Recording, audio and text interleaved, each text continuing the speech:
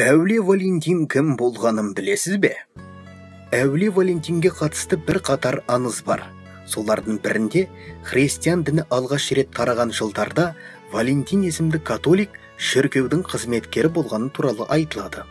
Ол Рим императоры Клавдий II тұсында өмір сүрген. Сол уақытта жас жігіттер әскерге бармау үшін ерте үйленетін болыпты. Бұндай қулықтың алдын алу үшін Клавдий II оларды әскерге бармай тұрып үйленуіне тыйым салады. Ал Валентин болса, оларды құпия түрде некелестіріп отырған. Алайда оның әрекеті әшкерленіп, 14 ақпан күні басы шабылады. Кейінірек 469 жылы Римнің Геласиус деген императоры 14 ақпанды әулие Валентин күні деп жариялаған екен.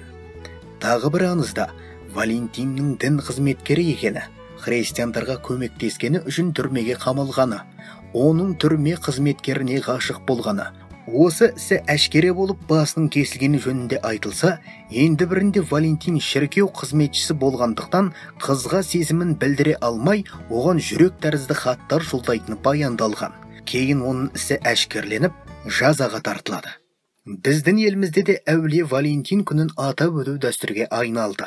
Алайда аталған мерекенің шығу тарихынан жастарымыздың көпшілігі бейхабар. Тіпті католик шіркеуінің қызметшісінің атымен аталып кеткен бұл күнді қазір дәл сол шіркеу мойындамайтын көрінеді.